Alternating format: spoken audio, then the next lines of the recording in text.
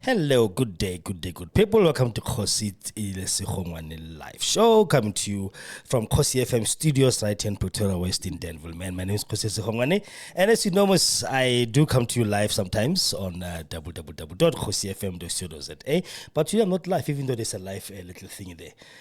I'm not live today. I'm doing a pre-recording of this video because I wanted to bring you some things that are, I might not do them on live, like isn't like in live radio, but I can just do them as a podcast so that you guys can be able to enjoy as I have enjoyed myself. So my name is Kgosi, and this is the Kgosietsile live show. I'm coming to you from the Kgosi FM studios. You can see at the background, Kgosi FM studios right here in Pretoria West in Danville. You know JJ Tabane, right? This guy, JJ Tabane. I don't know if you have enjoyed his rants like I have enjoyed his rants. I have enjoyed a lot of his rants, and then I don't know if you guys have enjoyed that as well. And then today, I actually wanted to bring a compilation of all his runs that you guys can enjoy, because maybe most of you haven't seen it, or most of you have seen it, but I have enjoyed them over the years. He's one of our greatest personalities here in South Africa, and he is now currently in ENCA, having a show called Power to Tooth. I don't know if it comes maybe I think 3 times a week, if I'm not mistaken. Oh yeah. And then you know what, I just wanted to compile something like that and say, listen, let's all enjoy a little bit of JJ, because his rants are so nice and so, you know, like whenever you listen to them, you're like, wow, this guy.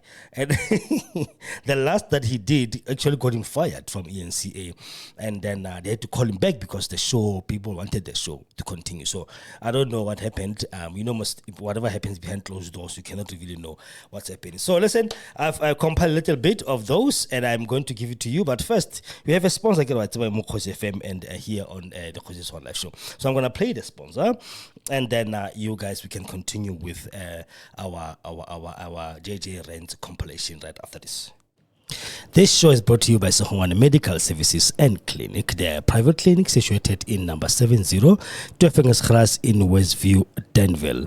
They specialize on the following: primary health care, ailment diagnosis and treatment, including medication, wound care, family planning, well baby clinic, basic ultrasound, laboratory blood services, treatment of chronic illnesses, treatment and management of patients on ARVs, wellness screening, antenatal clinic, HIV services and counseling.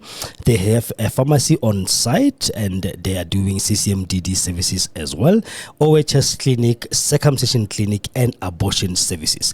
Their cell phone number is 064 548 7176 or 071 422 8576. Again, the address is 70 Kgosietsile in Westview, Pretoria West in Danville. Cell phone number again is 064 548 7176 or 071 422 8576. Yeah, that is our sponsor for today, Segongane Medical Services and Clinic. They're in Pretoria West. They don't take any medical aids yet. They only take cash, and their medication is excluded from the consultation. So $350 only. Get your consultation. The doctor checks you up, and then if you need medication, they will prescribe, and you can buy them at their own outside pharmacy on the same premises. So back to JJ. Let's enjoy a little bit of JJ, man, and then we'll take it from there after this little rants. That black parties couldn't just get it together and say, hey guys, it's been 30 years. We don't have the land. We don't have the economy. We don't have anything next to our names. Let's pull together. No. Hey, where blacks can gather, it's going to be terrible. Hey, they're going to steal. Hey, stop it. The markets will be very angry. Hey, a cold front will come from the markets. Hey, it's sad.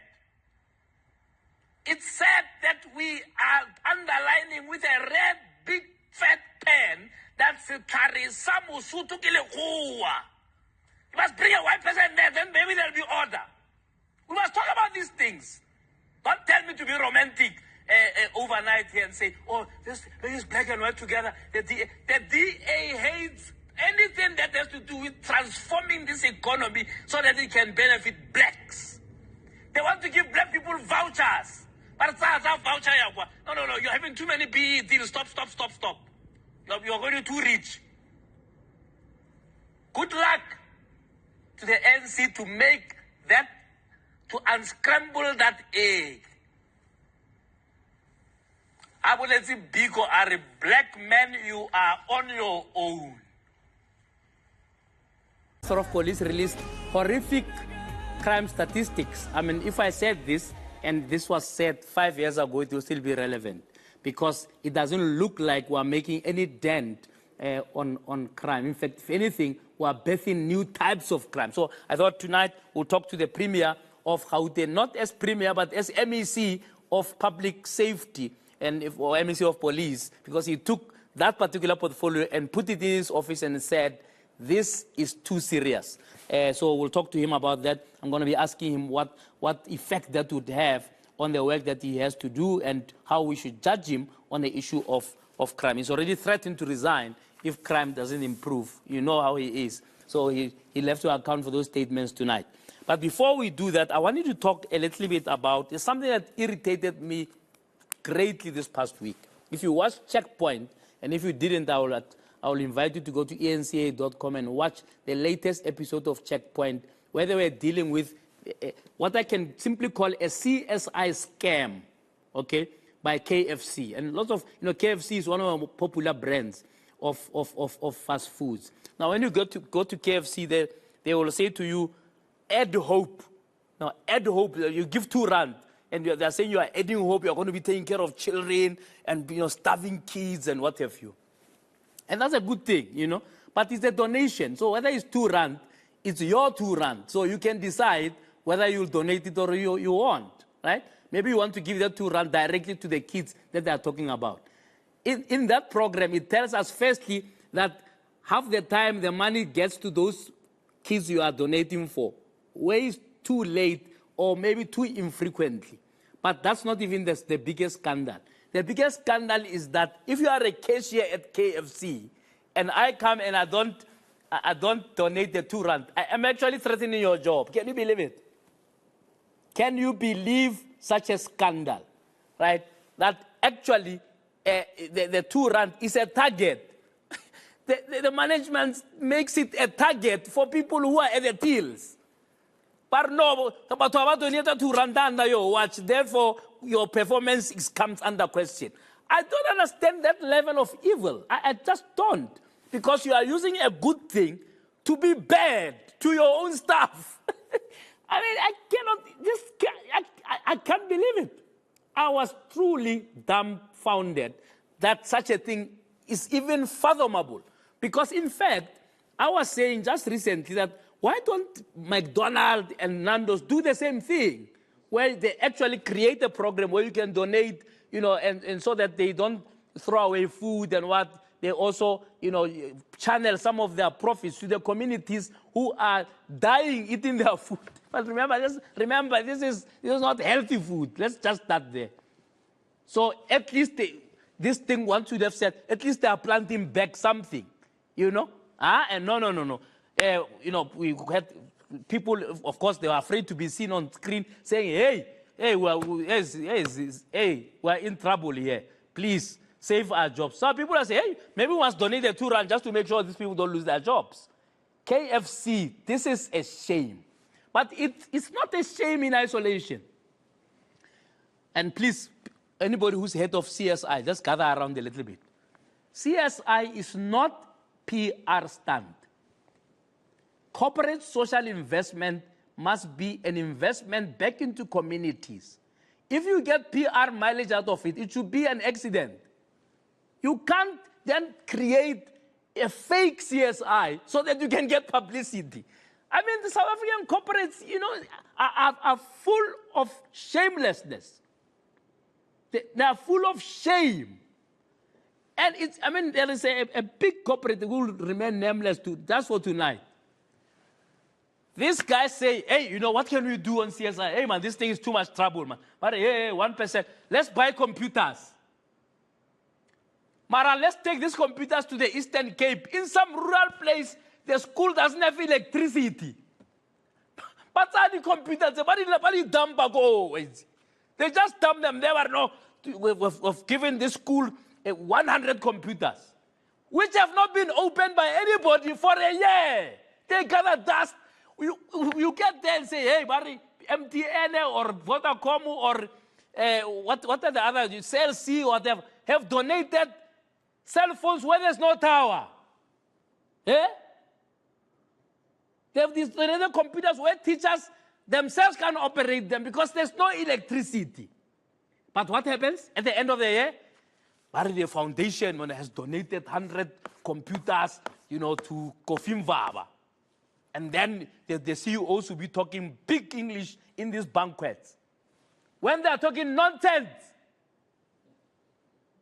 when they are talking rubbish, because first of all, they have not consulted those communities about what their needs are. Then they go and create in the midst of poverty. And I saw a fella computer center. It's a working. So when I saw this thing of KFC, no, they are in good company. Corporate South Africa is rotten to the core when it comes to corporate social investment. Because by is as publicity. A few years ago, not so many, also a few years ago, but let's say 2007, I was part of a team that was dealing with CSI in education. Now, this one is even a bigger scandal. We talk to principals. The principal, hey man, what do you need? What can we bring? Can we bring you the budget of education? Hey, the principals, hey, don't bother. Don't bother, Gauri. ESCOM or some corporate, a big check. The Department of Education cuts our budget, ESCOM, by card. Now, ESCOM is going to be there because they are, and it's not particularly ESCOM, but whatever corporate, because their CSI is a gimmick, it will run out. It depends who's the head of CSI. If the head of CSI, hey, CSI to next week. And we're not most of it more, Bali feeded 2 million for this year. Next year, you'll retire. And then the Department of Education adds salt. Salt to the wound.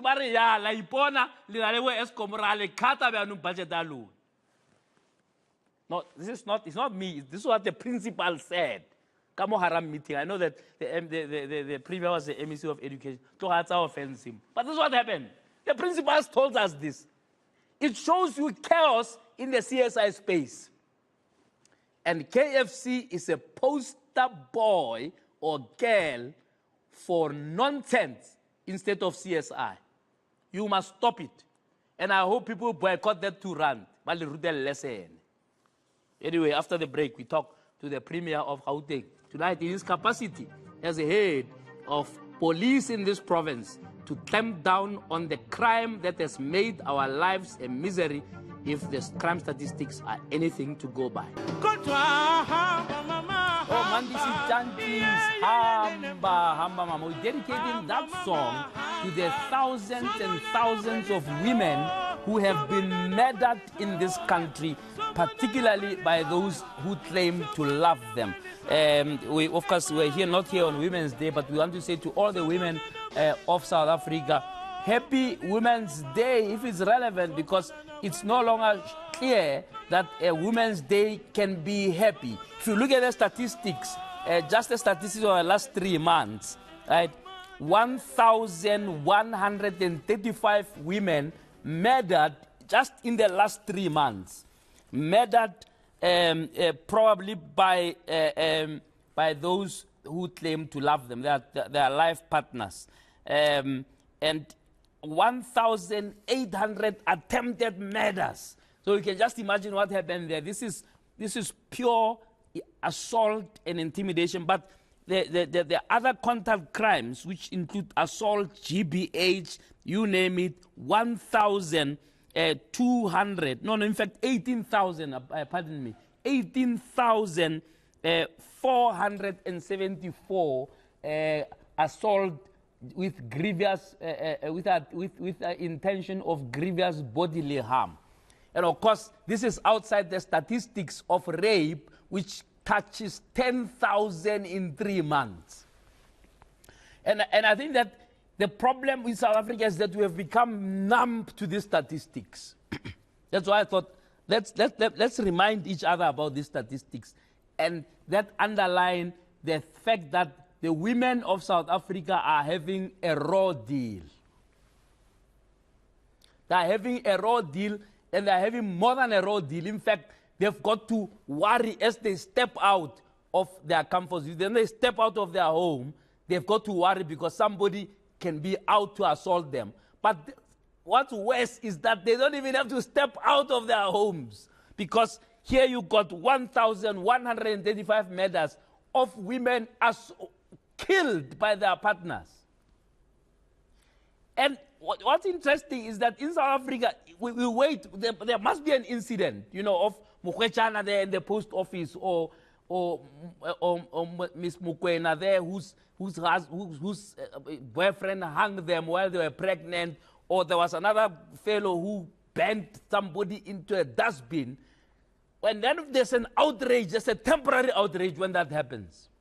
And you'd recall that the last outrage of this nature got women marching to the union buildings. They marched to the union buildings to say, President, what are you going to do about this? Then the president, you know, got into action after being shocked, as usual, shocked into action to call a big summit, and then further shocked into action to put aside R1 billion for what is called now a strategic plan on gender-based violence. Okay? So something must happen first. A big femicide case that's made, you know, popular, or maybe some famous person or a daughter of some famous person disappears, and then you'll see a temporary action that is meant just to quell just a little bit of the outrage. So the one running, here's R1 billion, keep quiet. And then a year after that, COVID struck. What was the first thing to go? The R1 billion that was meant for the NGOs who are actually fighting gender-based violence, who now have to scrap from the bottom of the barrel to fund what is called shelters and what have you. So that is what you could call structural oppression. I'm told if you were an activist in the 80s, they used to say women are triple oppressed. Now they add a layer of institutional oppression, then they are oppressed 4 times. Because despite that, the ANC and its alliance partners, I'm only talking to the alliance partners tonight, the former SACP, although that they brag that 50% of all our leaders are women, it doesn't show, man. It doesn't show in the statistics. It looks like the position of women in society, in the economy, has gotten worse. Has gotten worse. We've had at least 3 speakers, or if not 4, of parliament who are women. But go and count in one hand laws that firm up the fight against gender-based violence. Or just the fight to just put gender issues on the agenda. It's been 30 years. You know, you'd recall that the president made a song and dance about a new condom. The condom is nice, it doesn't make noise. So they actually went out of their way to make sure there's condoms in every bathroom in the country. And then they changed it. So they are dealing with the fact that this doesn't smell nice. So let's make another one. But in the meantime, there are girl children who can't go to school because they're on their periods. Did we have even a law, despite that there's 50% of legislators are women, a law that says, no, if you can buy so many condoms lying around, which, by the way, have not been effective if you look at the statistics of HIV infections and so on. So you can't throw money at everything. But the kids who are at a designated level of kids who are in high school, I'm sure those people are not millions, man.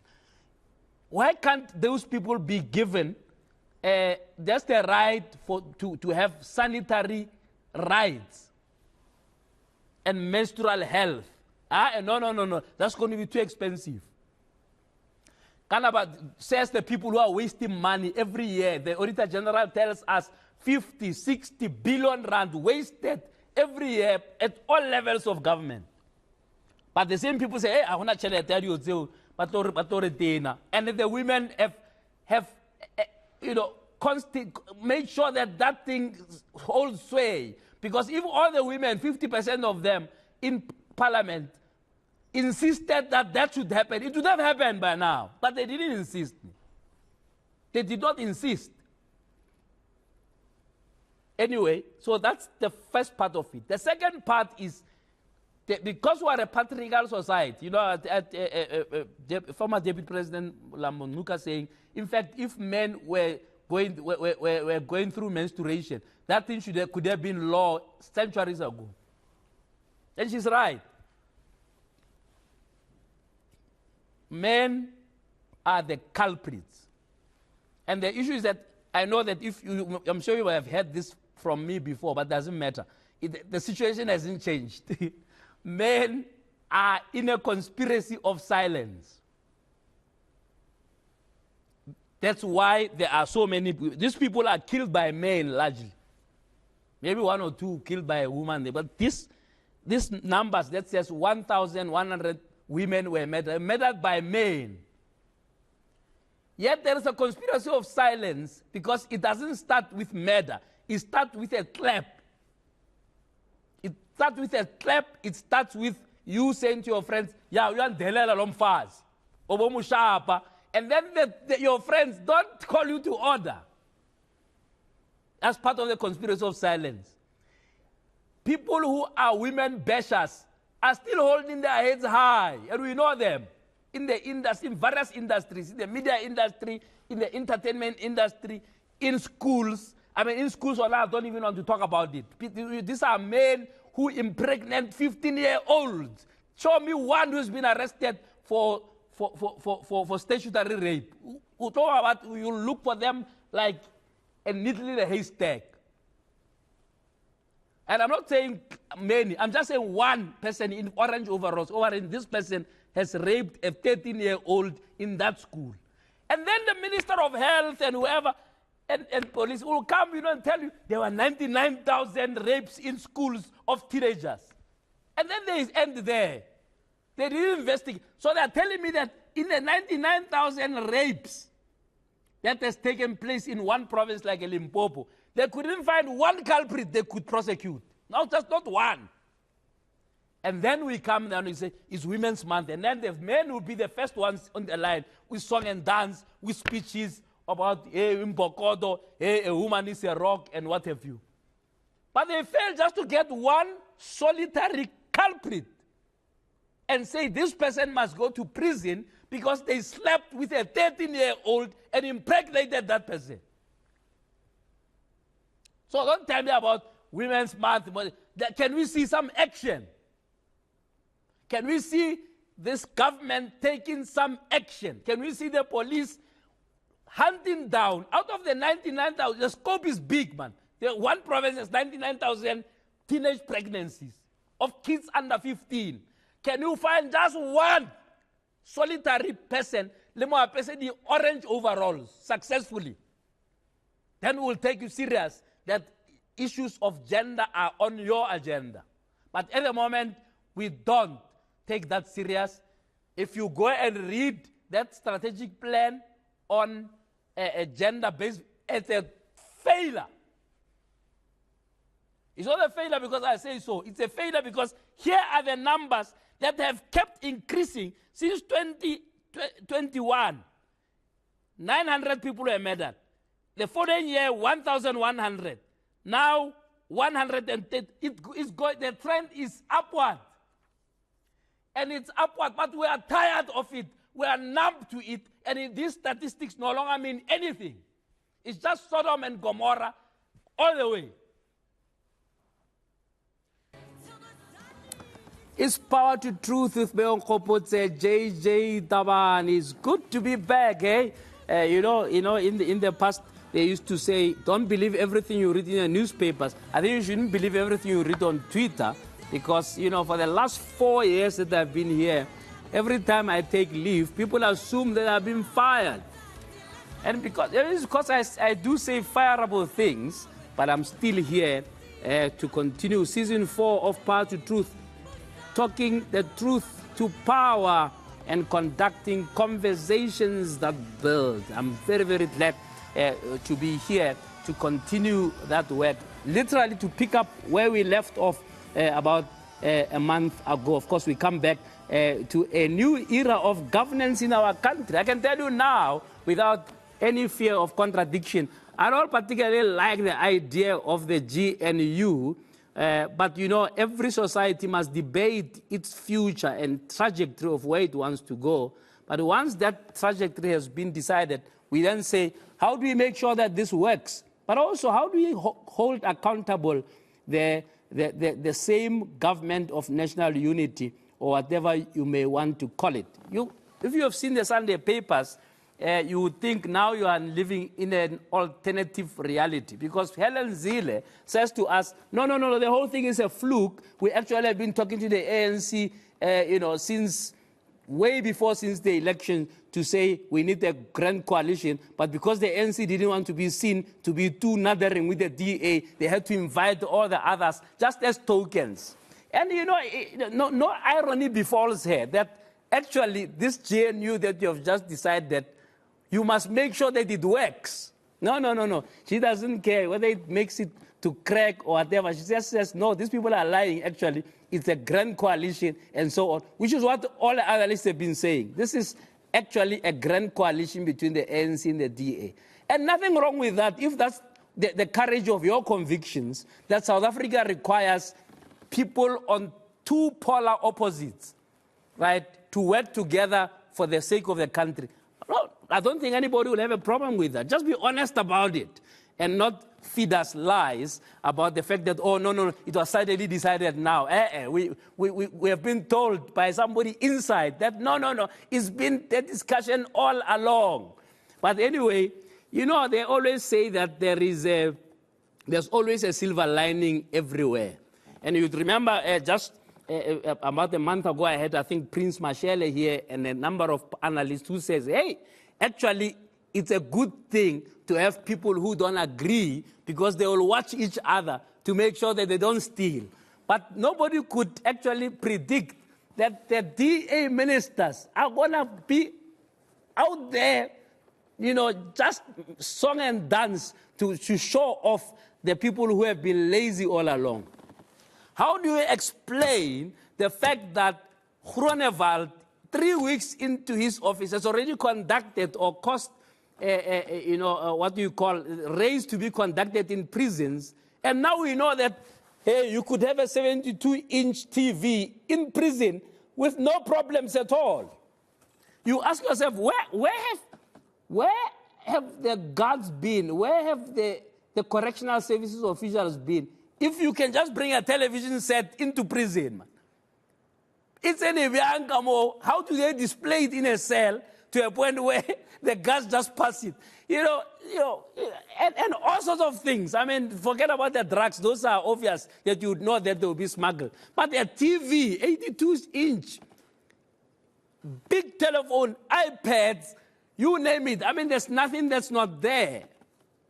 And then you ask yourself, Ronald Lamola, who was there for 5 years, what the hell was he doing all the time? So that's the silver lining, that the DA ministers don't care about, being comrades and hiding, in Setswana, no. You don't expect that of ANC ministers, because they're going to be asked, but these are your comrades. I mean, why are you telling us that 300 million rand was siphoned from public works? No, you needed a DA minister to do that. It didn't even take 2 minutes. You needed maybe a Gaten McKenzie to say, all these artists have been complaining that government doesn't give them money. No, they are on a list of a payroll since COVID. I mean, it's crazy.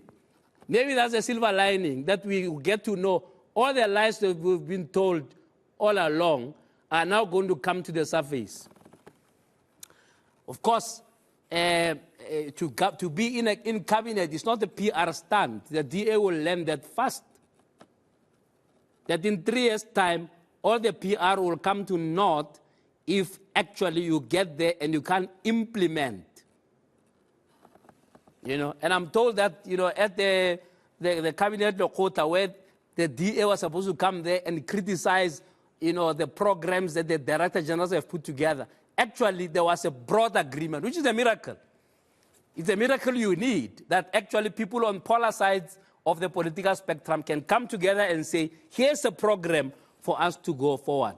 And I'm sure the ANC also is a little bit frustrated. I mean, you can hear what Mbalula says about what Zile tells us. He says, no, ignore Zile. He's a mad woman, just leave him. At the end of the day, whether you are an Mbalula or you are a Zile, you are going to be expected by South Africans to deliver. Now, I thought I should just give another indication. Not that the ANC ministers have been doing nothing. I mean, take a look at what Minister Majodini had to say when she was being sworn in. Just take a look at this clip.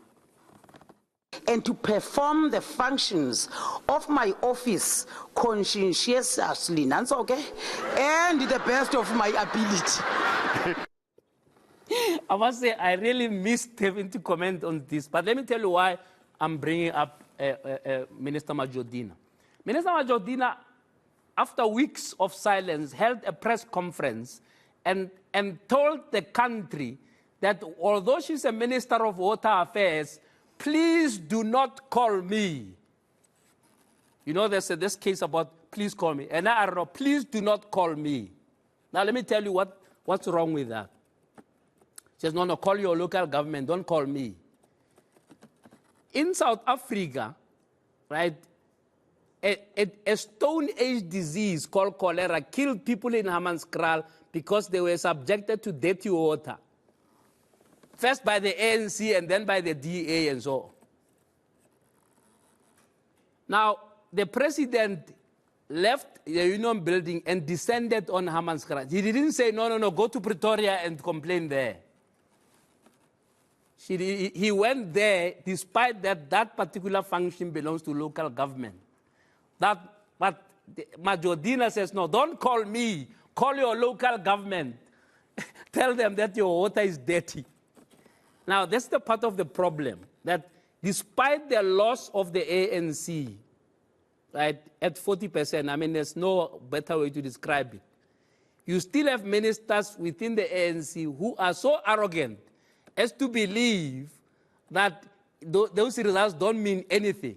And no, don't call me, call your local government, man. And maybe then why do you need Water Affairs Department nationally? If the people of Hammanskraal who are dying because of corruption, because of poor management of water, because of lack of vision, are dying don't call me. Call your local government, call Commander, man. Don't call me. Now, I think that the ANC is yet to learn a lesson. It looks like the 40% was not enough. The people in 2026 maybe will need to inflict more pain. Because if somebody who was a chief whip of the ANC for years, where all sorts of wrong things happen in parliament, is promoted to be minister, and in their first press conference, no, don't call me, man. Don't call me. Call your councillor. Then we have a lot to learn. And when those DA ministers show up, the lazy ANC ministers do not blame the DA for doing what political parties do, which is to show up their opposition to say, those ones are lazy, we are waking. Anyway, it's Part of Truth with me on JJ Tabane. Tonight, my guest is the newly minted executive mayor of Johannesburg, Dada Morero, who is going to be talking to us about his vision for the city. He was sworn in on Friday as the musical chairs continue to change in the city. So you'll be talking to me shortly hereafter. We came out of that farewell dinner for the Chief Justice just to pay tribute to him, the work that he has done. It's always heartening to see that the judiciary is playing its role in keeping our democracy together, whether be it Mogoeng before him and himself, Chief Justice Zondo. It's been quite refreshing to see the judiciary playing their role with all the challenges that are there of transformation, of ensuring that the judiciary keeps its nose clean, given the rampant corruption that's all over the country. I think it's important just to pay tribute to Chief Justice Zondo to say, well done. Of course, his big assignment, whose fruits were yet to see, of course, was the state capture report, where a number of our politicians have been listed there, and some of them with no conscience at all have remained in the list of parliament. Some of them have gone back to cabinet. For them, it doesn't matter until the NPA charges them. They know what they have done, but they are waiting for the NPA to charge them first. And then they will, at that point, embarrass the government by having to resign.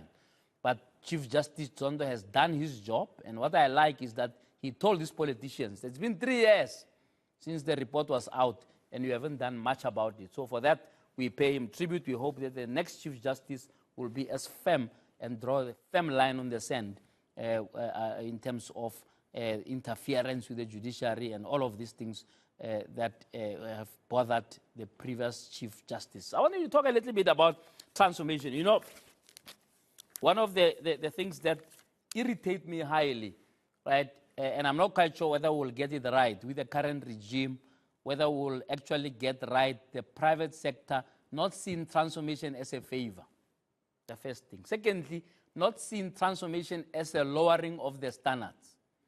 There's nothing that irritates me like when you say transformation and somebody says, yeah, no, we'll appoint a black person, but it must be competent. They say, but, as if we are saying, appoint an incompetent black person.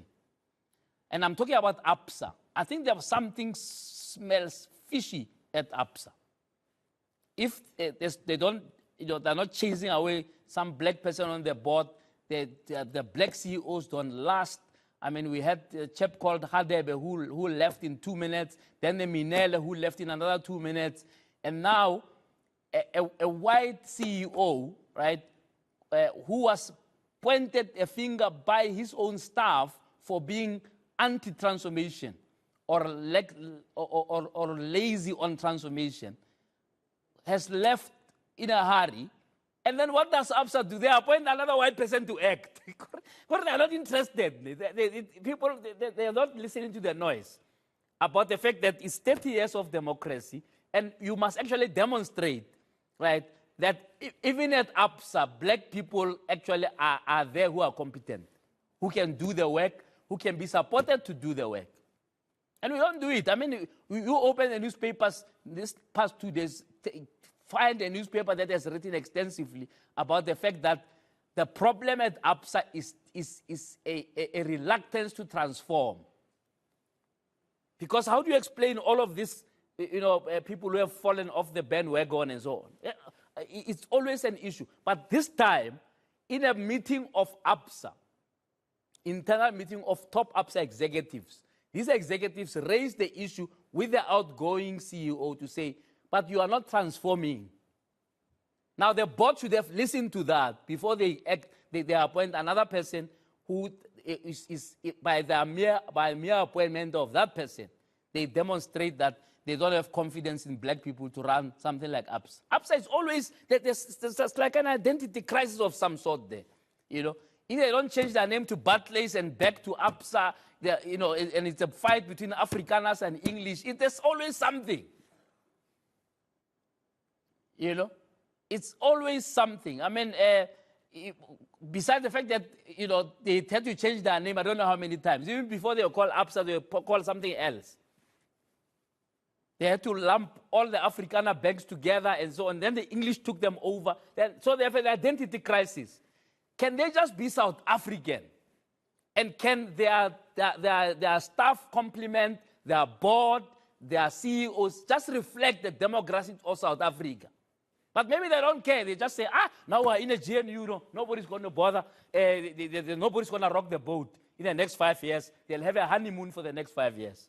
But that honeymoon won't last, because I can promise you now, not just APSA, any corporate that refuses to change must be aware that the poor one day will eat up the rich. And it's something we must say it and remind corporates with all their largesse, with all their power, that the poor one day will eat you up. The issue of transformation must remain firmly on the agenda, regardless of who's in government and so on, to make sure that the economy can benefit those who have been disadvantaged for a long time. It's Power to Truth with me on JJ Tabane. Incredible happenings on my mind tonight, you know. Can you believe it? Can you believe that a man of the cloth, a pastor of the church, in fact, I think he's called an apostle or a prophet, arriving at a schoolyard with machetes and guns and bodyguards to extract his grandchildren violently because of a family feud. It's, you know, his church is called Incredible Happenings. Metolo. Tolo. I don't think that's what they're talking about in that song. They're talking there about salvation that I think Pastor Mboro needs tonight. Been arrested, must stand trial, but here is the nub of the issue. The community has been complaining about Pastor Mboro for years. So this thing that has now come to light is not the first time it happens. It has happened many times. In fact, the maternal grandparents of the said grandchildren have said that he has arrived with his guns and machetes at their home many times, and they have reported this to the police, and the police ignored it. But are you surprised? Because it looks like there are two sets of laws in this country, laws that apply to certain people and laws that don't. The typical animal farm situation.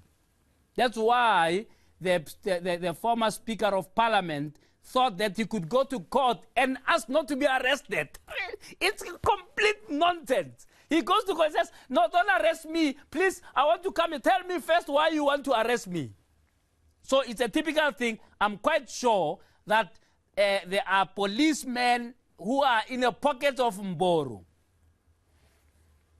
And it should not surprise you, because all you need to do is to cross-reference what happened with Bushiri, who's now a total embarrassment to the government, having skipped the country, because amongst the police, amongst the prosecutors and so on, there are people in his, on his payroll who ignored all the money laundering, all the fraud, all the theft happening under the roof of what's supposed to be a holy place. But you know, this is what has happened. So this thing of Mboro should not surprise us, because there are two sets of laws in this country. The laws that apply to the elites and the laws that apply to the ordinary folk. If some of us did what Mboro did, we would have been arrested on the spot. No. The police still took 24 hours to mumble around. Hey, we're investigating. The thing is on glaring public display. The video is viral, showing Mboro, you know, operating like a thug. Because, you know, this thing, the problem in South Africa is that we like labeling things, you know. So something that's a grand coalition, you label it GNU. You know, you label it so that you feel better about yourself. So now we say, these are false prophets. These are thugs. These are thugs who groom young girls. These are thugs who steal money from the poor. These are thugs who are incorrigible, making congregants eat grass and rats and spraying them with doom, taking advantage of their vulnerability. Yeah, no. Today is Mboro. Tomorrow it's that one in PE. I don't remember his name. May he rot in prison, that one. Or Zondo, who's raping the half of the church there. Terrible. But let me tell you what this whole thing boils down to. It boils down to the fact that the church has been muted. Over the last 30 years, generally, the church has gone to ground. When last did you hear the church talk seriously about the stinking corruption of our politicians, who some of them are their parishioners? And the politicians who are thieves know this. They know it. They just laugh. When the church tries to talk morality, they laugh because, I mean, look at this lady called Gumede. She's a straightforward, you know, midday thief. Mara wabara stapara sabo man. Wabara stapara sabo me. Wezi ka Sunday ke ka stapara sabo mesa Methodist. Because she knows that in church she will find refuge from the truth. Instead of being told by his pastors to say, stop stealing. Because the church has been muted. The church has said nothing. Even now, with this chaos that's in front of us to see, they've said nothing. They didn't say, no, our fellow pastor, this is wrong. No, they haven't said anything. And I doubt I've missed it. They haven't said a thing. Because it's one of them who's misbehaving. As we speak now, I mean, yesterday we were having a conversation with the Premier of Limpopo. 11,000 teenage pregnancies. That suggest, okay, teenage people are below 15. We suggest statutory rape. Have you ever heard the church say a word against statutory rape? They have said bugger all about the matter. Because the church, for some reason, has been muted. And I'm quite sure when you say the church is a broad brush and so on, if that shoe doesn't fit you, you got to say nothing. Don't wear it. But why is the church not speaking out, even about this current incident? Why are they not speaking out about so much that's going wrong in our society? Maybe they're waiting to speak on Sunday. I don't know what the story is. The whole country was in a frenzy after the elections, talking about how best should this country be governed going forward. Have you heard the church talk anything positive or negative about the current arrangement, about the GNU, about the election outcome? No. Maybe it's too much. If they say something wrong, maybe the new guys who will come in place are going to deny them accreditation. Accreditation, VIP accreditation. Go boxing, go state of the nation. That's all they're interested in lately. To be VIPs in front of politicians. Instead of telling the politicians to stop with their nonsense and serve the people. A few months ago here, people died here of a Stone Age disease of cholera. Because they were fed dirty water, which the CSR told us long ago that it's not fit for human consumption. Have you heard the church there? Well, now they take 5 cents from the poor on Sundays in that same village. Have you heard them say anything? Or did you hear them condemn the new Minister of Water Affairs who's saying, oh, please don't call me. Call your municipality. So don't call me and tell me about your dirty water. Now, after all, I'm National Minister of Water. Don't call me about petty things like dirty water in Hammanskraal. Have you heard the church condemn that? No, they're not going to do that. They're not going to do that. They're not going to do that, just in case they're not invited to your next inauguration of something. That's the tragedy that we're facing now, is that people like Zondo, Mboro, and you name them, can get away with nonsense because their fellow pastors don't say anything to condemn them. If they do, they're saying it so quietly, we can hardly hear them. And the laws of this country must start applying to everybody equally. So that you don't have a thug arriving at the schoolyard with an okapi, threatening youngsters, threatening teachers, and just being bad. Just last week, 2 big incidents, one in Cape Town, right, with children, role-playing slavery and what have you, and another just here in Pretoria, the usual stuff about racism and so. Have you heard the church say a word? No. These are things, you know, and then people, because of their lawlessness, there's no example. You know, people who are supposed to be an example, like pastors, don't live by example. And then people take law into their own hands and go and burn down a church. And I'm sure they can find the scripture that says, yeah, Jesus went into a church and started chamboking people. They can find the scripture. But no, they bend down, they say, yeah, this guy is terrible, let's burn it down.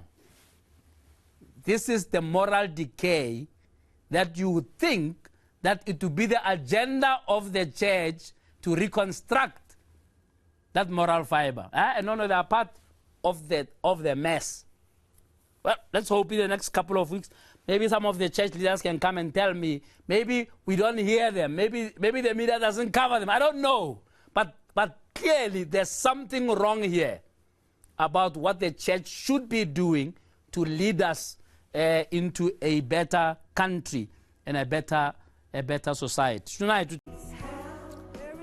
it's part of Truth with me on JJ Tabane. We're coming to you live from Hyde Park here in Johannesburg. There is an answer, and we will find a way, depending on how old you are, you'd know that is a song that would have ushered in the previous, or rather the real government of national unity back in 1994.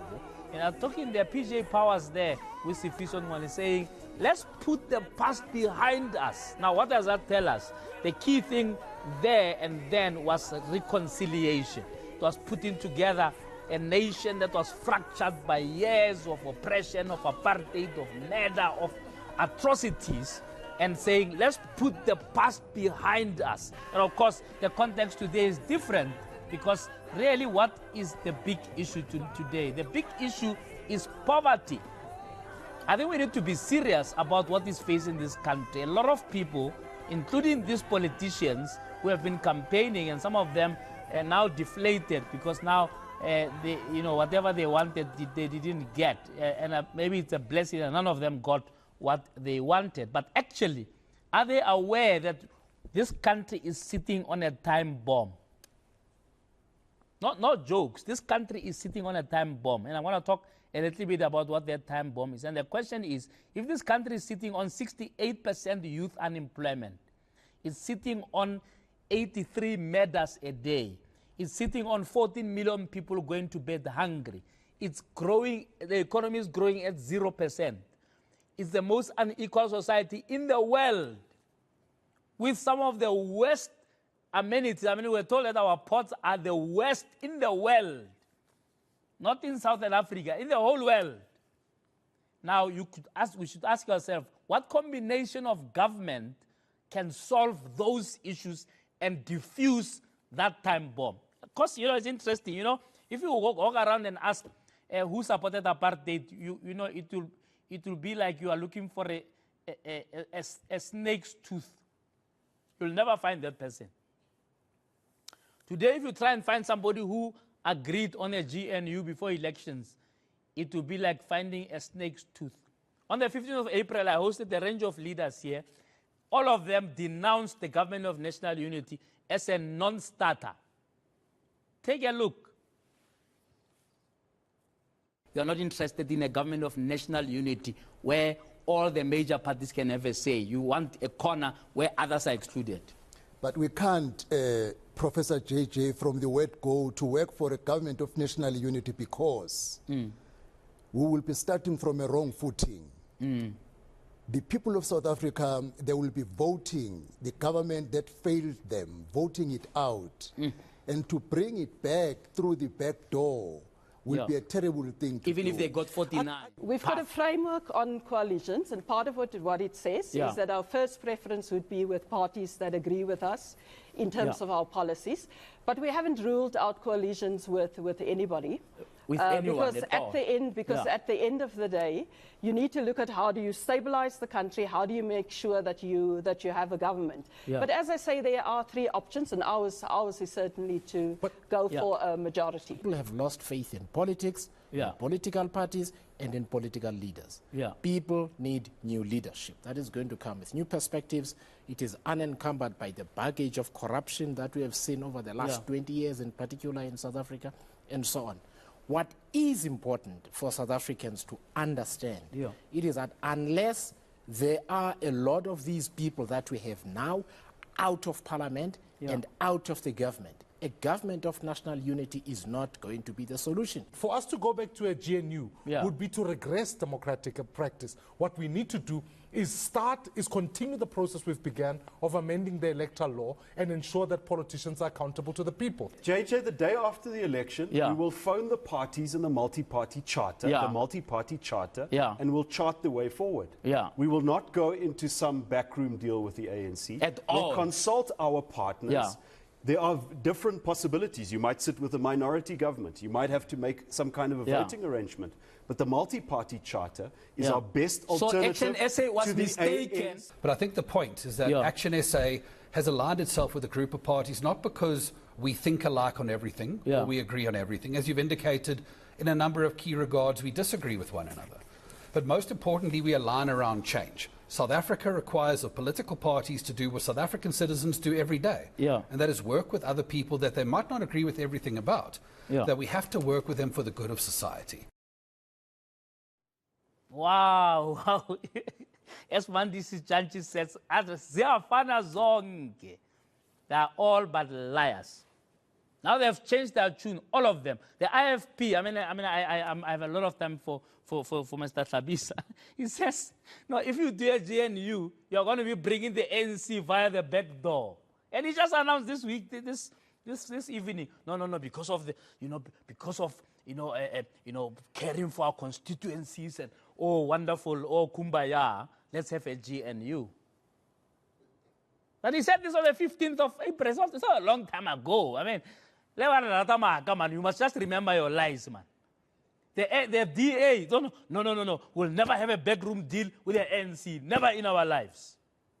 Rice Mzansi, I'm told they are considering, I hope not, that they should be part of this thing. They're saying, no. These people must leave. If these people come back to parliament, the GNU will never work because the voters don't want these people. And so it's a bit of a cocktail, it's a bit of a mess. Because now we are supposed to number ourselves and not remember what these people said before the elections, and then hope and believe that the GNU is exactly what's going to work for our country. Let me tell you what the problem is with the whole notion of a GNU 30 years later. As I said, the GNU in 1994 was dealing with an issue of reconciliation. The GNU this time around must deal with the issue of transformation. How do we change this economy so that it can benefit those who are living under bridges, those who are drowning in toilets, those who are killed in their own homes? What sort of combination of parties can we do? Okay, let's entertain the DA and ANC coalition for a little bit. The DA hates redress. It hates it. There's no other way of putting it. The DA hates affirmative action. The DA hates employment equity. They hate it. They're in court as we speak now. I'm not talking about them talking on the sidelines or on television. They're in court saying, stop your employment equity. This is now with a statistic produced by KPMG and the Department of Labor that says, despite affirmative action, 70% of all new promotions and all new appointments are to white people. The white people are laughing. When you say affirmative action, they are laughing. But what affirmative are these people talking about? I know, DA hates it. The DA hates national health insurance. They hate it. They are going to court to oppose it. Now they are going to be part of a government that swears by those things. A government that says we want black economic empowerment, we want affirmative action, we want national health insurance so that there's no inequality. How are they going to get this right? Somebody was saying on radio, maybe it's just going to be a caretaker government for the next 5 years. Because how do you change the mindset of a DA that they hate black people? That they hate affirmative action. They hate it. You saw I'm not exaggerating when I say they hate it. They hate it with a passion. Right? You tell me how that's going to work. I'm all for a romantic situation of black and white together and what I feel like PJ Powers there with Sifi someone. You know, there's an answer, we'll find a way. I'm all for that. But practically, how is this going to work?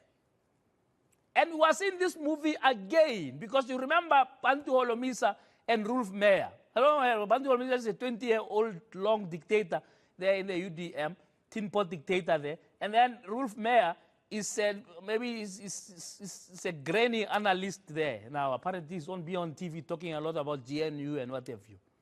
It fell apart because you need more than just romance of black and white to change the lives of people.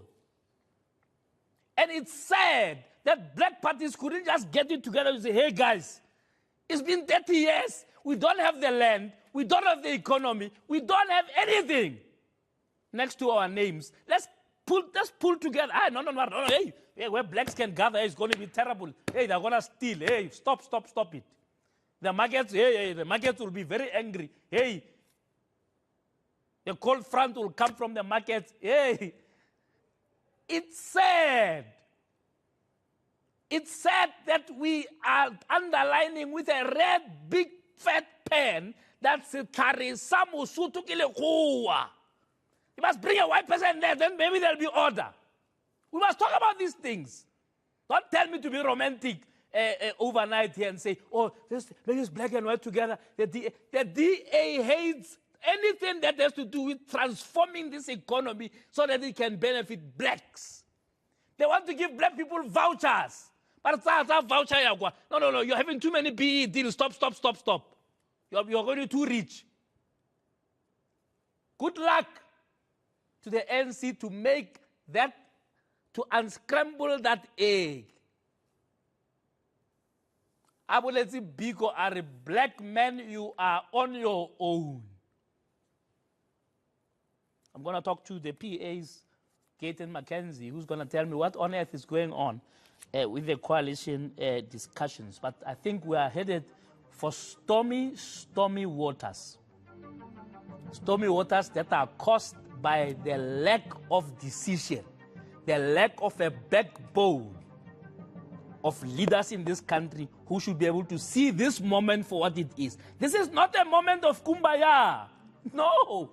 It's not a Mandela moment of kumbaya. Hey, let's get together. No. This is a moment where we say it's either we're going to do something where we're going to get the land back or not. And we're going to talk here after another 30 years. Some of us will be dead long ago. Our children will say, what were these guys doing in 2024? And they'll be annoyed with us. But let's reflect quickly. There's a lot of contestation, if you like, about the 30 years. The reality is it's a mixed bag. So anybody with both extremes, the one who says all is honky-dory, everybody's at Intwalo, that's wrong. The same way the ones who are saying nothing has happened, things are better than before apartheid, that's also wrong.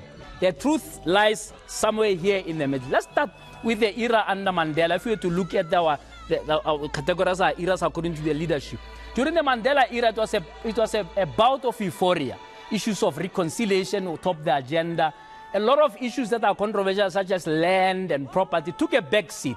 And we are looking at structuring the constitution, which was eventually adopted in 1996. It is something of a feat, especially that a lot of people have written this country off as a candidate for a bloodbath, saying that people are killing each other. I was in the UK in 1993, and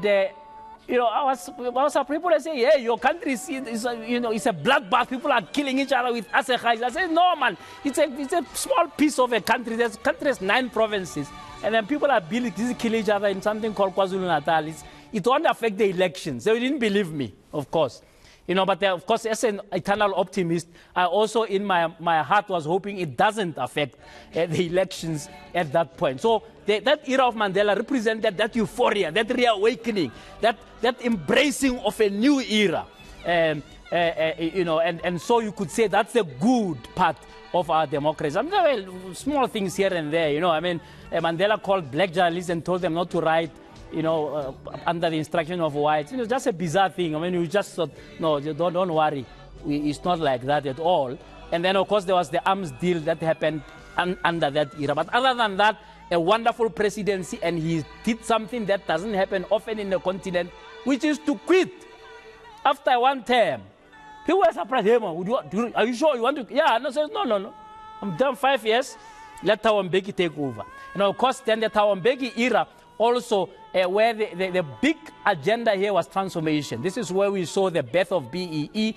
I think they should have gone much, much further, especially because there was a recommendation, a clear recommendation in black and white from the TRC, saying white companies, particularly the ones that have dominated the South Africa, must pay a wealth tax. No, let them do it voluntarily. Look at what it has gotten us now.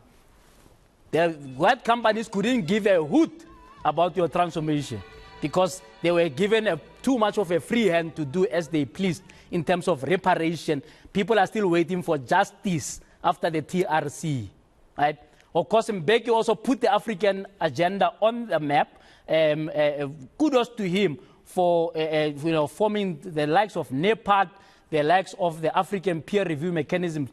Truly a big legacy in that regard. But of course, the big stench was the whole issue of the AIDS denialism. That's the big stench. Some 300,000 people dying on our watch because we were dilly-dallying instead of confronting the HIV/AIDS monster head on. But other than that, what a fantastic presidency there. Economy growing, fantastic run in the economy. We have never seen such growth of 5% in years.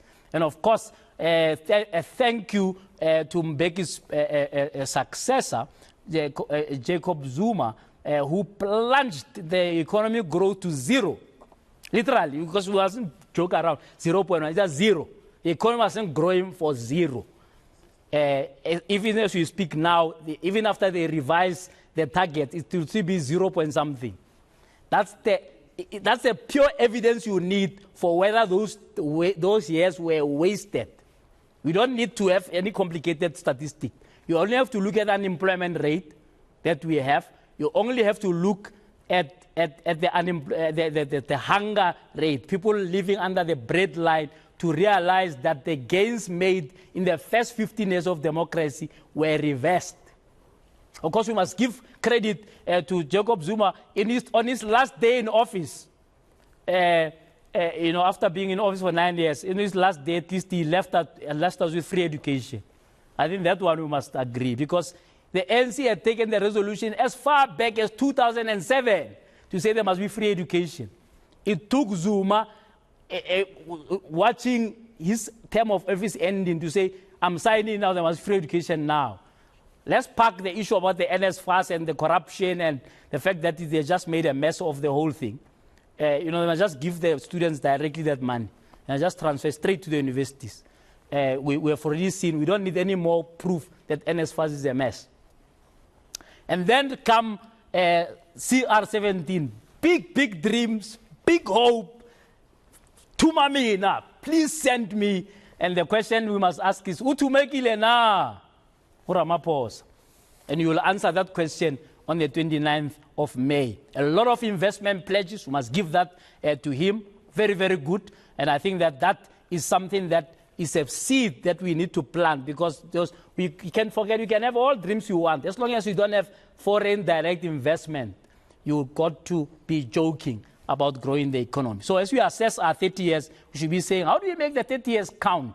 And of course, the big stench in this particular administration is the fact that we've got a thick 5-volume report of the state capture listing all sorts of crooks who to this day, not one of them is in chains, not one of them is in orange overalls.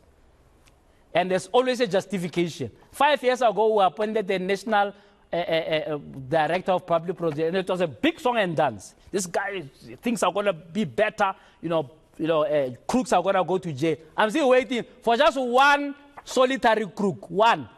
And I'm not talking about a small fish here, I'm talking about big fish. You must give me a big fish, and then I'll believe you. If I see a big fish in prison, then I'll believe that the NPA has sort of broken the shackles of its capture. But unfortunately, right now, we have a lawless country because people think, if these politicians can get away with it, why can't I get away with it? It's not a habit that falls from the sky. It's monkey do, monkey, what is it? Monkey say, monkey do, you know the phrase. That's what is happening in this country. So stuff that are spoiling the big celebration we should be having, that says 98% of this country has access to water, electricity, 3 to 4 million houses were built for people who would never afford it. Those are issues we must celebrate. But equally, we must be able to say to our leaders, you can do better. Because your standard is not the apartheid government. Your standard is a morally high standard for which so many people have died, for which so many people have sacrificed. So, happy birthday, South Africa! It's part 2 this being JJ Tabane. We're coming to you live from Hyde Park here in Johannesburg. Eddie Grant ushering us in. He says, Johannesburg, he's talking about Johannesburg, and of course, you've got to be maybe 30 years old or more to understand the context of that song, but still relevant today because he says there, Johannesburg cares for only a few of its citizens and doesn't care about the rest at all. And we have seen this past weekend yet another building on fire in Johannesburg, and you ask yourself the question, does Johannesburg care at all about the masses of its people? When you get to understand that in those high-rise buildings there, over 300 of them, please understand me, I'm not saying 30, I'm saying 300 of them are hijacked buildings, right, where any minute now they could either collapse, they could either bend down, they could be flooded, or people could be killed in there, raped, and simply murdered. And you ask the question that Eddie Grant is asking, does Johannesburg care at all? Last week, I had the mayor of Johannesburg here, Dada Morero, and God bless him, Dada, because he's been in office only for a week. And already, he's under fire, and we'll talk about that a little bit, because Joburg, right now, if you can walk there, if you are brave enough, walk at this time of the night, you would find that it is a city of grime and crime. And of course, Dada had to scratch his head and say, what do we do? Because there's so much crime. And of course, the citizens coming down on him like a ton of bricks when he says, no, maybe we must hire foreigners. Maybe they'll mumble some Shona to these people. They'll mumble some, Nigerian dialect, and then they can catch the people. So I sympathize with him. I think it's a crazy idea, but it shows you that the ANC has got no clue on how to run the biggest city in the country. And I sympathize. That is a nice guy. But I truly sympathize because when we talk about collectivism, it's no, we've got to think, this guy sat in a meeting and they actually considered something that the law doesn't even allow in order to deal with lawlessness. But I'll park that for now and just come to the issue about the building. So I asked Dada, when he came here, 3 days after he was in office, what on earth are you going to do about the hijacked buildings? And without flinching, he says, no, we're on building number 6, resolving it, going to the court, taking these people to court who are busy, hijacking this building. 6 out of 300. Since 2016, when Mashaba was mayor, they were dealing with this issue. And I was going to ask the new speaker, who unfortunately cancelled us, who was supposed to be my guest here tonight, the speaker of the city, about two things. What on earth happened since 2016? Because there seems to be some kind of a plan that the former mayor had about taking these buildings and giving them to a private sector to maintain.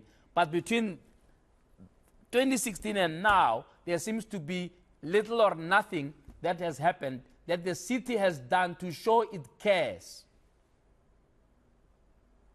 If the issues that relate to those buildings had to do with a fancy estate, right, somewhere in Waterfall or Houghton and so on, those issues have been resolved long ago. But now we're told in this building there are shacks in a high-rise building that were with partitions, flammable partitions, that so on. That has resulted in 77 people dying. But do you think anything was learned from that? No. Not after a year. I mean, that building burned almost a year to the date. And to mark that, yesterday, 4 people died in another building that burned with the same exact conditions of hijacked buildings, of buildings that, you know, the owners probably have abandoned. And does your city actually care? No. It looks like it's something that we must just live with. We must live with the fact that we can wake up any day in this city of gold, one of the biggest cities in Africa, and the building will be on fire, and we have to deal with dead bodies of people from all over the continent. And as if that's not enough, while those buildings are burning, then we've got the ANC in charge, right? And frankly, having usurped the power to be in charge midway through the term of office of that council. Very strange, because just before Dada Murera was re-elected into office, the ANC held a massive press conference where they praised Gwamanda for a job well done. Wait. But he's done very, very well, you know. We've had clean audits, and they mentioned a range of, a laundry list of things that Gwamanda did very well. And the question was, then why remove him? Other than a power grab, basically, and just a hunger for power, and a mistaken belief that the citizens will be fooled in the next 2 years to maybe to vote the ANC better than the disaster of 2021 and the disaster of 2024. No, let's get him out, and so that we can be the face of this city. And so it's not even taken a week. We already have a burning building and an outrage from the public saying that why are you even contemplating to get foreigners to come and run our law enforcement agencies? It's actually a total disaster. And it says to you and me as citizens, we got to be decisive about how we exercise our vote.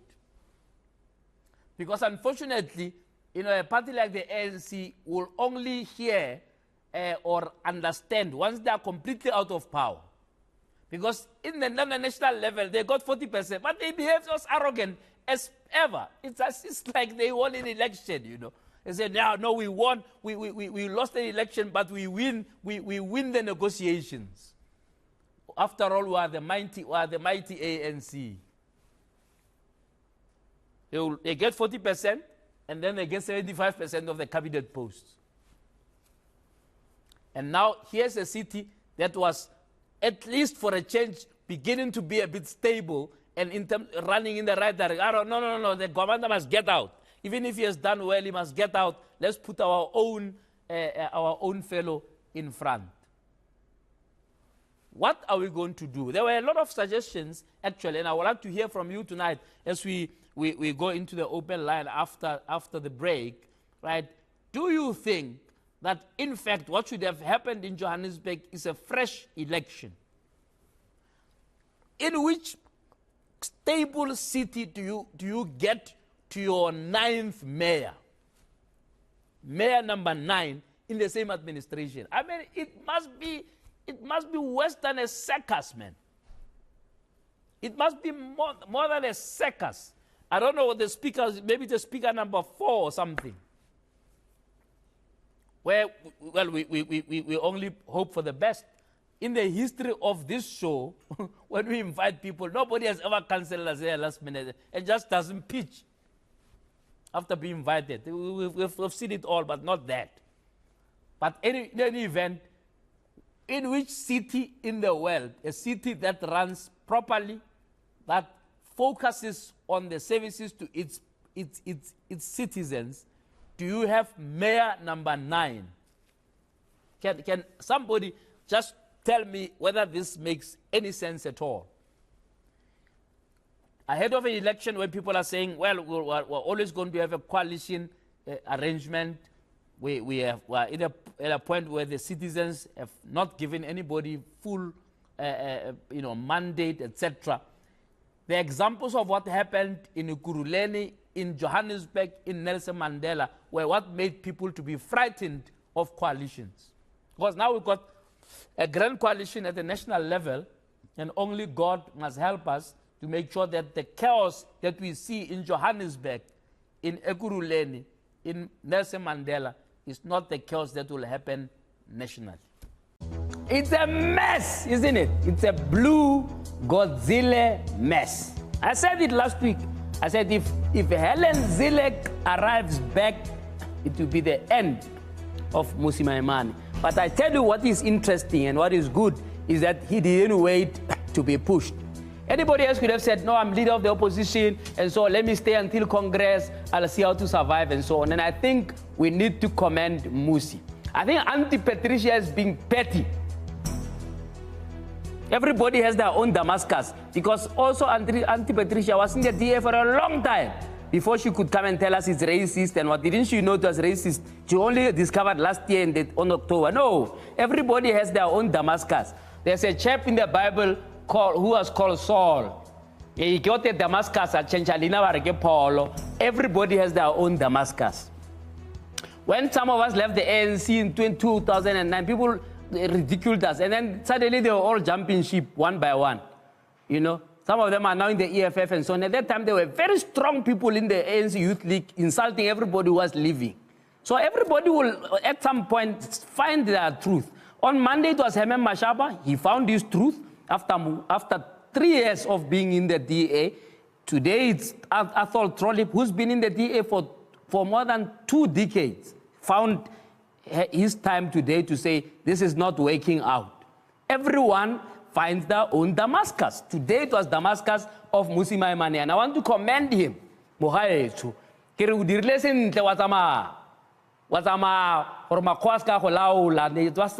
Enough. You said enough is enough, right? So that we can now see the real colors of the DA.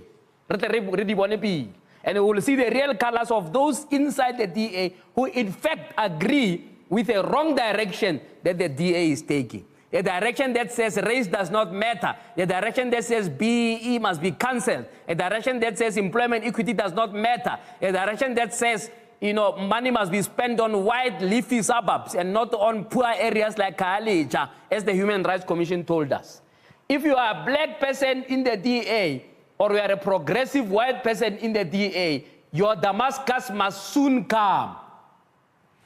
Let nobody celebrate the demise of an opposition party, nobody. Because our system of governance is so rotten, so bad, that an opposition party must be strong and it must exist in order to keep a balance in our democracy. Just today, the Auditor General is telling us 61 billion rand was stolen by people across the country in various municipalities.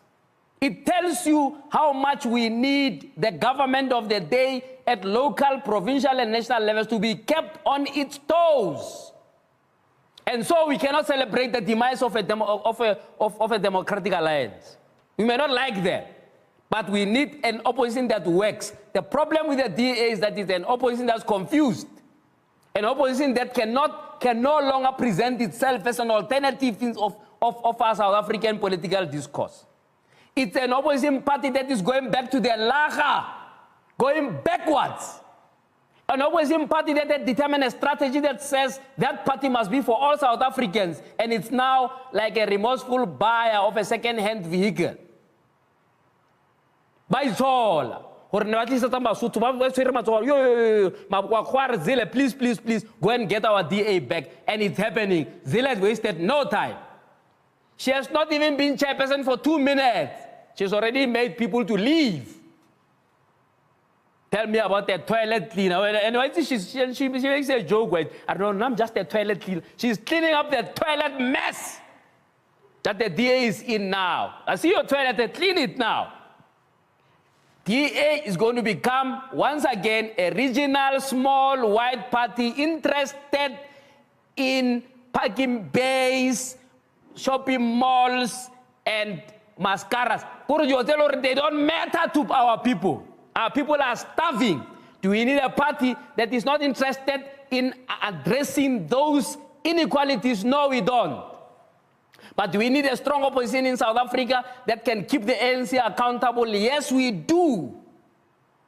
And one hopes that the likes of Herman Mashaba, the likes of Bongane Baloyi, the likes of Arthur Trollip can gather again and try once again. We should not give up.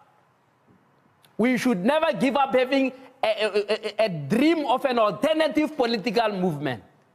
Our political system is rotten, it's rotten to the core. Makwetu is throwing his hands in the air. I don't know what else to say now. Because last year it was 50 billion. This year is 61 billion rand of theft. Their time is ticking. What did they say if there's no tomorrow? And maybe there is no tomorrow. Maybe there's no tomorrow for a government that specializes in stealing. And so those who must hold that government accountable cannot be a bunch of racist people who don't understand that this is a new South Africa, where black and white must work together for good. It's bad what is happening in the Democratic Alliance. But like every bad situation, you see a silver lining. And that silver lining is suddenly now, those who are hiding behind black faces, those who are hiding behind a black complexion, while underneath the undertones of racism continued, while they delayed any policy direction for over 4 years that could make the DA an attractive alternative for millions of our people. Those people are now going to be exposed. Crocodile tears. Let's take a look. Let's take a look at what she did tonight. And Musi remains very young and has a long and illustrious career ahead of him, working for democracy and inclusion and one South Africa for all, which remains all of our absolute commitment. We don't differ on that. We don't waver on that. We are all equally committed to that. But it is an enormously difficult path, and in fact, very few countries have achieved it. So I just want to say on behalf of the Federal Executive, salute and respect. And part of that salute and respect is to respect your decision. And I hope that our friendship and our debates and our disagreements will continue in good faith and in mutual love of our country and vision for the future, as they always have been. People will want to know where we go from here. Our Constitution makes provision for the fact that if a leader departs in unforeseen circumstances, the party chairperson takes over until a new leader can be elected. This is a rather unusual situation because both the leader and the chairperson have taken individual decisions at the same time.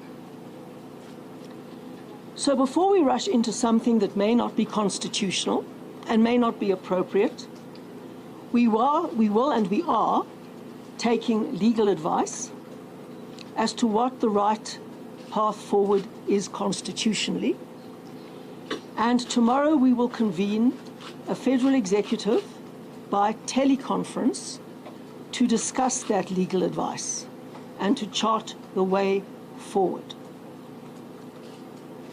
I'm deeply moved by the commitment that both Musi and Athol have shown to the values and the vision that we all share that are set out in the first chapter of our Constitution, to which Musi, Athol and I have all, in different ways, made a major contribution.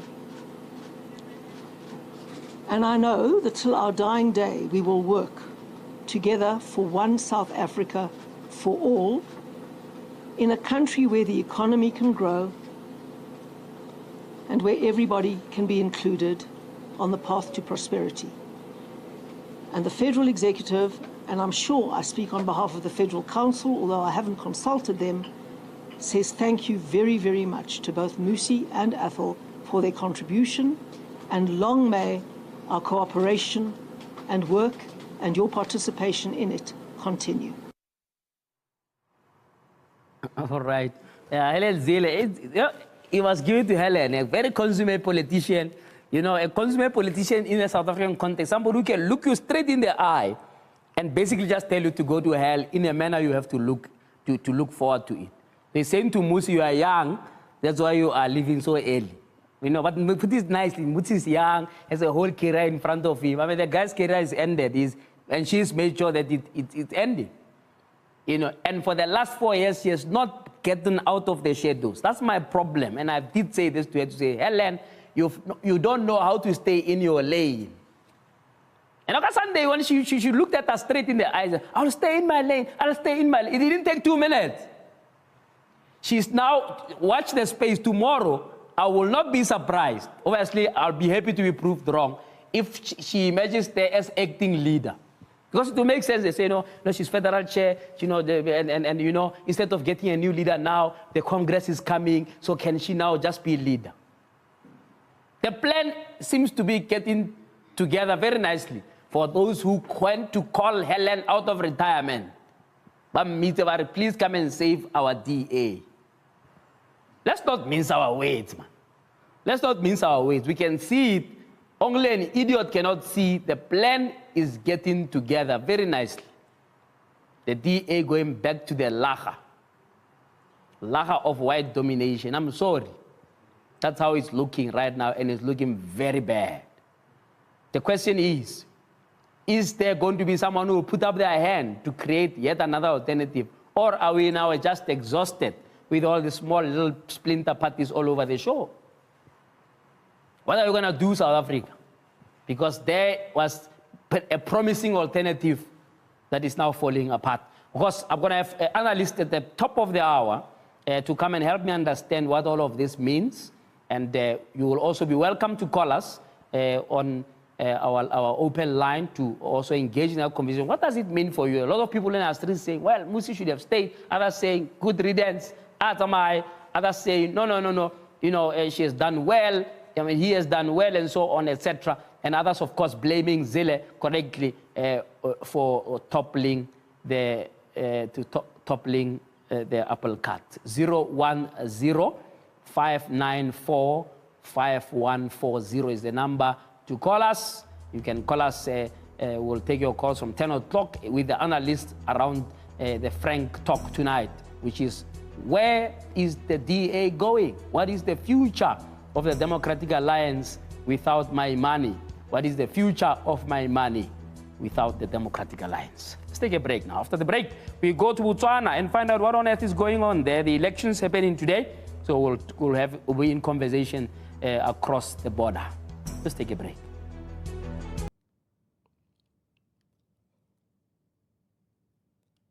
And we are back. Yeah. How was that? Hey? Yeah, the men can speak, eh? The men can talk, shape. I just love the way he articulates point and the way, no script, and hopefully no script in front of him, and just telling you how he feels, and then just shoot from the hip, you know what I'm saying? And then I like that one of ENCA when he was attacking the GNU and whatever, and that actually was the one that got him fired from ENCA. So it's beautiful that actually he stood there and he spoke his mind, and really, I agree with him. Do you agree with him in all those rants? Do you agree with him? Comment below. Comment below right here, right now, Kgosi, on the Kgosi's on live show. Let me hear your comments, and please subscribe, like, and share our content, okay? And tell me what you think and what you want to talk about. Because remember, we've got two shows that we do here. We do the live shows, that is live on radio and live on YouTube and Facebook, and we have pre-recording shows like this one that I can just record and upload a video that you guys can enjoy with me as well. So if you want to be part of my guests later on, please do so. Come over here. You're more than welcome. But please remember the number is 064-548-7976, and then contact me on kgosi@kgosifm.co.za as well. If you want to come to be my guest in the studio, let me show you the studio here. If you want to see, you see, this is the whole studio. If you want to come and be my guest in the studio like this, please contact me on 064-548-7976. So, kudos, please remember to subscribe, like, and share our content, and then comment below. All right? Bye-bye. Bye.